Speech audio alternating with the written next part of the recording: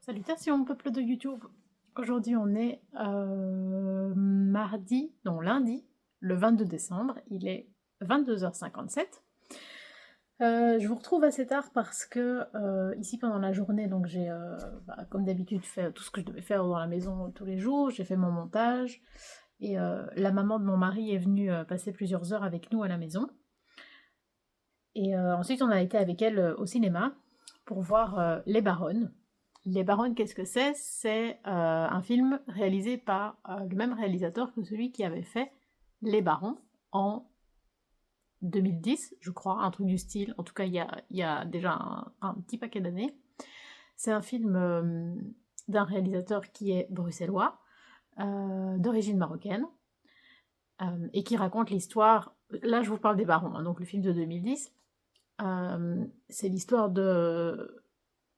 Je crois majoritairement deux jeunes, genre fin adolescence, début de l'âge adulte, qui n'ont pas trop envie de se fatiguer dans la vie et qui habitent à Bruxelles, qui habitent à Molenbeek. Donc Molenbeek, c'est une région de Bruxelles qui est caractérisée par une population assez pauvre, majoritairement d'origine étrangère. À Bruxelles, c'est beaucoup des gens qui sont originaires du Maroc. Et donc ce film racontait l'histoire de ces jeunes gens avec beaucoup d'humour, beaucoup de ruptures, de ruptures de ton. C'est un film qui a énormément marqué en Belgique, évidemment. Enfin, bon, moi j'ai le point de vue de Bruxelles, donc forcément, un film déjà qui se passe à Bruxelles, c'est pas très courant.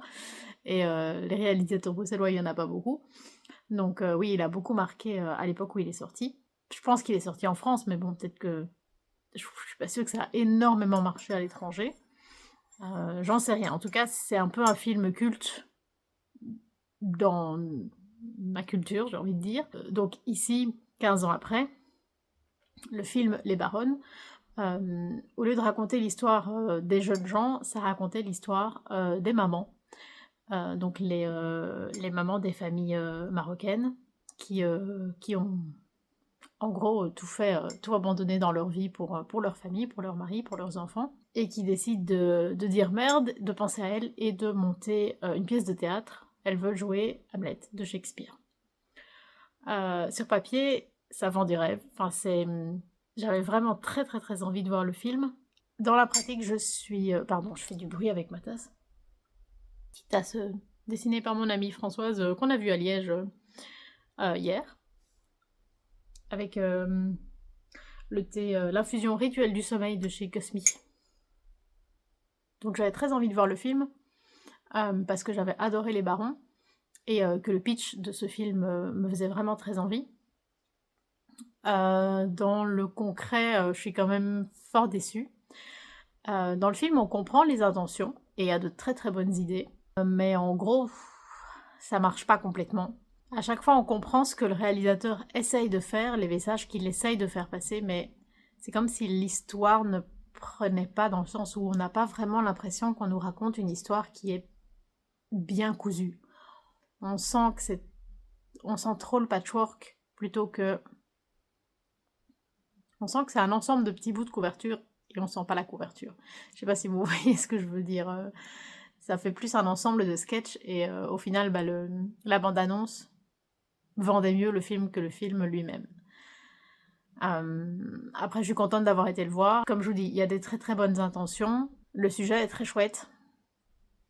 Et ça me touche, mais je pense qu'il y a aussi... Ce qui arrive souvent, c'est que j'ai l'impression, en voulant raconter une histoire plus grande, en fait, on raconte moins de choses que si on avait voulu voir plus petit, et vraiment le principe de less is more. Si on veut raconter une trop grande histoire, finalement, il n'y a rien qui nous parvient. Et si le scope était plus petit, ça aurait peut-être mieux marché. Et voilà. En tout cas, quand même une déception au niveau du film. Si vous avez la possibilité à un moment de voir Les Barons, voilà, je glisse l'idée dans votre tête parce que moi, je trouve que ça vaut vraiment la peine. Après, c'est vrai que c'est vraiment typiquement bruxellois. Donc je sais pas à quel point ça peut avoir un intérêt à l'international. Mais voilà, en tout cas, c'est un très très chouette film qui a marqué un peu tout le monde ici à Bruxelles. Je voulais revenir sur aussi un DVD. Donc, je vous avais parlé il y a quelques jours de Christmas Carol Goes Wrong, qu'on avait regardé et qu'on avait aussi assez moyennement aimé. Mais de la même troupe, on est en train de regarder la série donc The Goes Wrong Show. Le principe, c'est que c'est une série d'épisodes qui n'ont aucun lien les uns avec les autres. C'est une troupe de théâtre qui fait chaque semaine une autre pièce, mais c'est une pièce filmée un peu comme, vous savez, je trouve pas le mot, je l'ai sur le bout de la langue, des sitcoms, voilà. C'est filmé comme un sitcom, dans le sens où il y a un public, et l'idée c'est que c'est une pièce de théâtre qui se fait en public, mais qui est filmée. Et donc c'est des épisodes de je sais pas, une trentaine ou une quarantaine de minutes. Chaque fois une pièce différente, des sujets différents, des styles différents, mais il y a toujours énormément d'humour, et c'est toujours sur le principe de... C'est une troupe de théâtre avec toujours les mêmes acteurs, et ça se passe pas bien, ils se trompent, ils sont mauvais, il y a plein de problèmes techniques. C'est vraiment succulent. C'est vraiment très très très drôle, super bien écrit. Mais il y a un truc, moi, que j'adore, que ce soit au théâtre ou au cinéma, mais j'aime particulièrement au théâtre parce que y a l'aspect fait en vrai, fait devant toi. C'est les cascades. Ça me touche beaucoup moins au cinéma, sauf par exemple sur un plan séquence, donc un plan tourné en une fois où il n'y a aucune coupure. Là, évidemment, c'est hyper élégant. Mais bon, voilà, les films récents où tout est fait sur fond vert, où on coupe toutes les 3 secondes, on change de plan, bon, c'est beaucoup moins impressionnant. Mais au théâtre, c'est vraiment un truc que j'adore. Et on retrouve vraiment cette énergie et ce danger palpable dans ces petites pièces. Donc on rit énormément. Ça, c'est vraiment... ça fait du bien aussi c'est vraiment rire aux éclats. C'est très très bête aussi. C'est un peu le style Monty Python's. Moins absurde, mais voilà, je pense aussi, en Angleterre, la troupe des Monty Pythons, cette troupe-ci a un peu le même genre de statut, je pense, que la troupe des Monty Pythons, si vous comprenez ce que je veux dire. Bref, voilà, ça c'était le point cinéma, audiovisuel, petit haul sur Amazon. Je devais recommander des gants pour faire le bac du chat, passionnant. Et j'en ai profité pour prendre ceci. C'est un petit livre d'autocollants sur les chats par Megan Lincott. C'est la créatrice qui a fait le petit tarot des chats et l'oracle. C'est quoi? Kitten's Oracle, je crois, qui est sorti il n'y a pas longtemps. Et donc c'est des autocollants sur le thème des chats.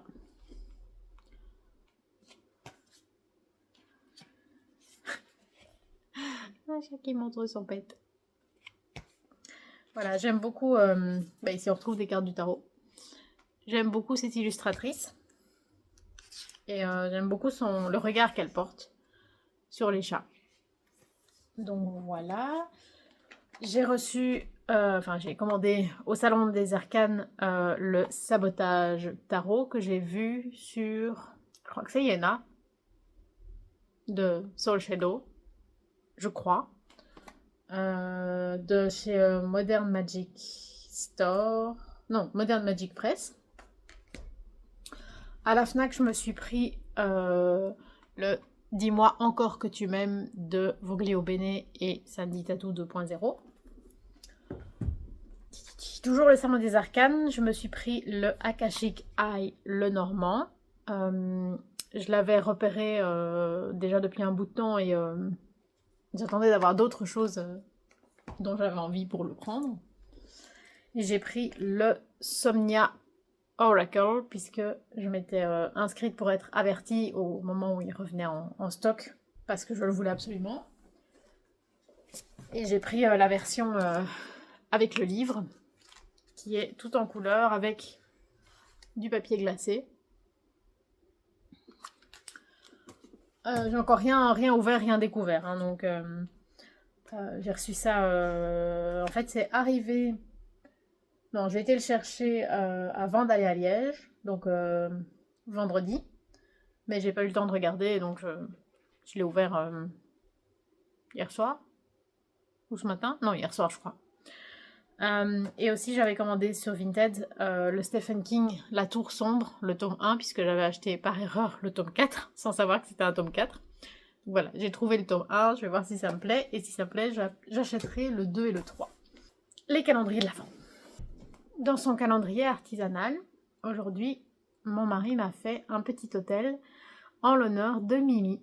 Donc Mimi, c'est le chat de ma belle-mère, donc de sa maman, à qui on a dit adieu en octobre, donc le 22 octobre. J'allume très souvent une petite bougie pour elle.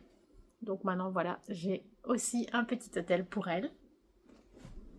Alors, dans le calendrier divinatoire, nous avons les 12 coups de minuit.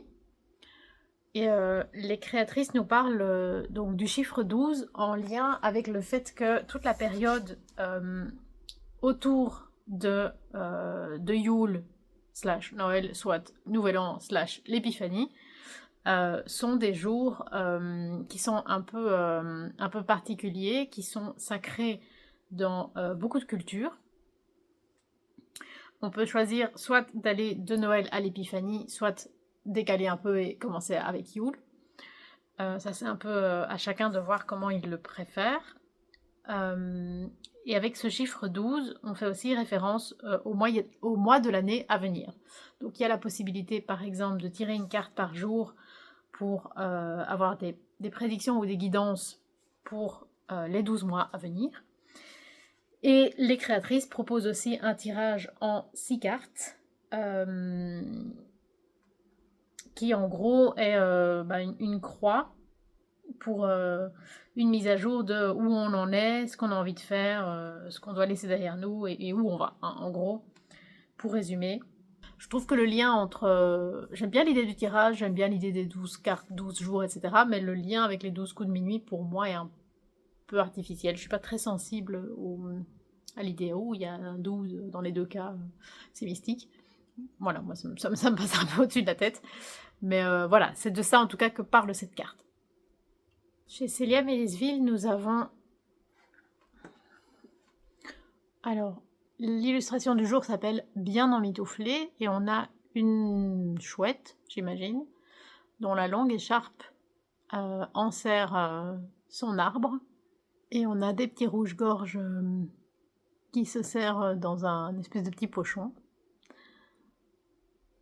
On reconnaît... j'avais vu qu'elle faisait des... Bon, il y a des cartes postales, évidemment, où ces illustrations sont reprises, mais il y a aussi des pochettes. J'ai encore rien commandé. Il y a aussi... ça me faisait fort envie. Les essuies de cuisine. Donc, vous, les Français, vous appelez ça des torchons. Pour moi, c'est un essuie. Parce qu'un torchon, pour moi, c'est autre chose. Mais bon, bref, ça, c'est un large sujet de différence France-Belgique. Mais voilà, toujours aussi adorable pour Célia Mélisville. Alors, dans le calendrier des Moumines, on a ce personnage. Donc, c'est, si je dis pas de bêtises, c'est le magicien, qu'on appelle aussi le hobgoblin. C'est en gros un sorcier qui a des pouvoirs incroyables et qui est assez effrayant aussi quand même, qui est très impressionnant. Bon, qui est finalement assez gentil, hein, mais ça reste un mec qu'on n'a pas envie d'emmerder. Je crois que c'est lui. Dans mes souvenirs, dans les dessins animés, il avait pas du tout la peau verte. Il avait la peau blanche. Mais soit il a la peau verte dans style les BD ou les livres ou un truc du style, soit c'est un personnage équivalent dans les mémoires de Papa Moumine ou un truc du style, mais non, je crois que c'est Hobgoblin. En tout cas, il lui ressemble vachement. Alors, et chez Yankee Candle, nous avons une bougie blanc cassé, écru, jaune pâle, à la vanille. Donc c'est glaçage à la vanille. Tout simplement. Alors, le look du jour, mon pendentif de chez Fable en forme de potiron.